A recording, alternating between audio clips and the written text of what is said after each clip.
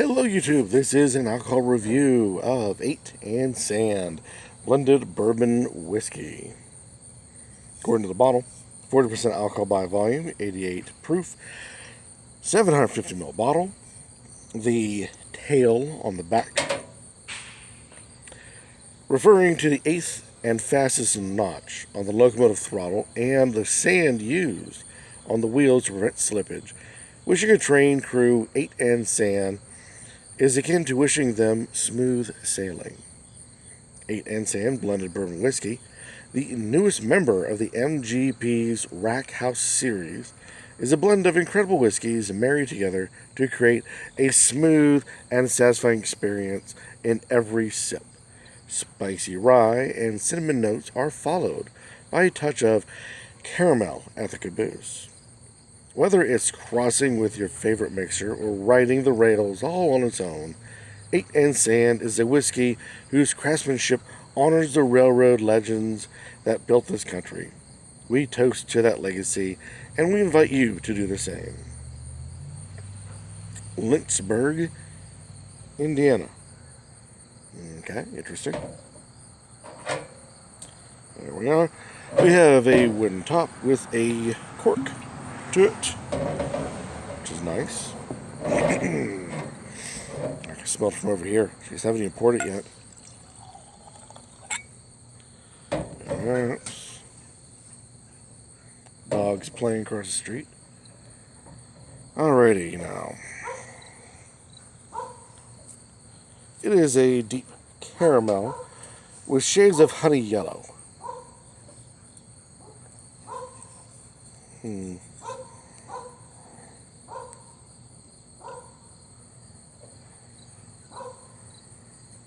It's hard to see any line. I'm seeing some. And it runs pretty well. It runs fairly quick.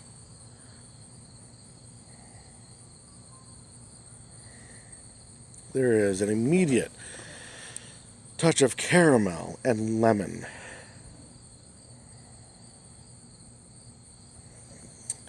Hints of stone fruit. It all seems to fade out nice and smooth, but there's a bit of a burn in there. All in all, very nice nose.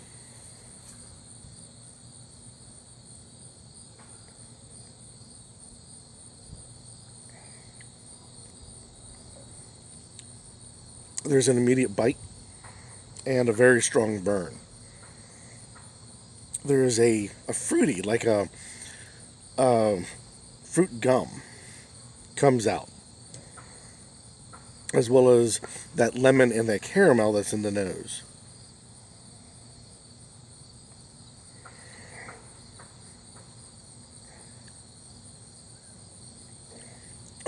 The ethanol flavor you normally get with these bourbons is not very strong. It's patted down by a lot of those fruit flavors and other wonderful flavors involved. I'm getting a vanilla in there as well. A cinnamon burn, or I should say a rye burn. Cinnamon I'm not really getting. I'm saying cinnamon's in the back, but not so much. I'm getting the rye, but not so much the cinnamon.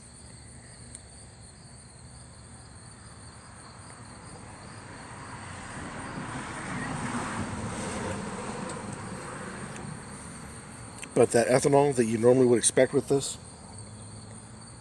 is there, but it's more like a shadow. Usually it competes with the rest of the other flavors, and it becomes a matter of whether you like that particular bourbon or not, and whether you want to focus on the ethanol flavor or not. What I mean by that is, it is as equal of a flavor as anything else that you are sipping. So do you want to focus on the negative or focus on the positive of what you're getting out of that particular bourbon or whiskey? In this case, it's much more of a background flavor than anything else.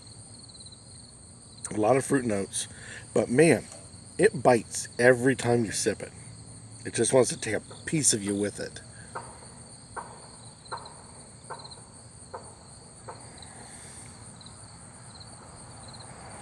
And it's constant. Very short hang time.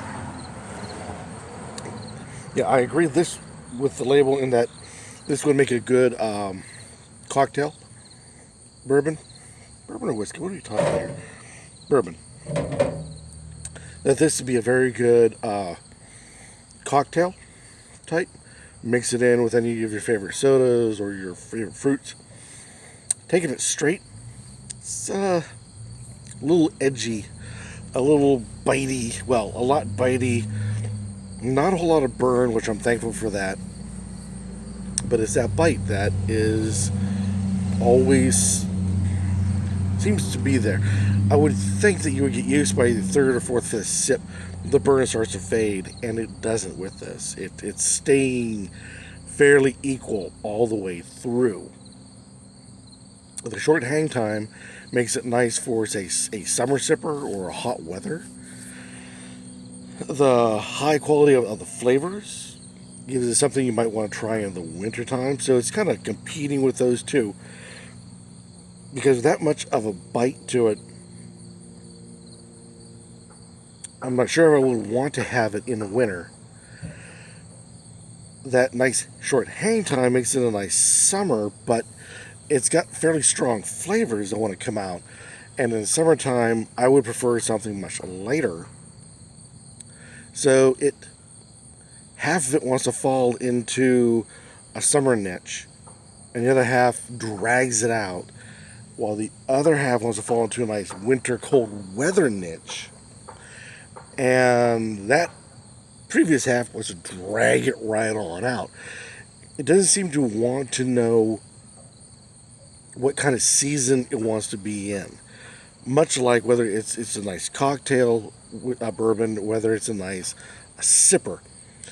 It's got strong enough bitey flavors that it would go well in a cocktail.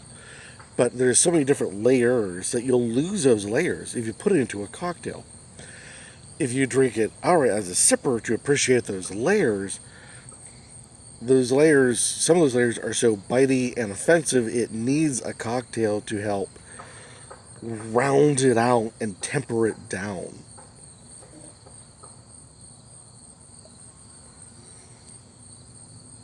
Think of it as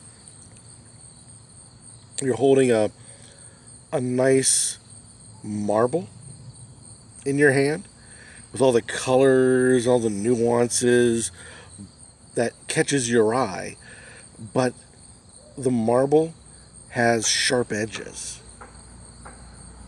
And the sharp edges keep wanting to take a nick out of you here and there all over the place. So it's hard to say where this would go well versus where it would not.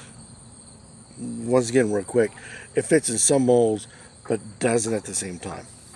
So give it a try. See what you guys think. This is 8 and Sand blended bourbon whiskey. Like I said, it fills all the marks as well as doesn't fill the marks at the same time. It's a yes and no at the same time. See what you guys think. Any comments down below about this particular product will be warmly accepted as always. Or better yet, go out and buy it and try it yourself. And let the rest of us in the YouTube spirits community know your thoughts about 8 and Sand. I'd be really curious to hear what you guys have to say. And until next time, keep on drinking.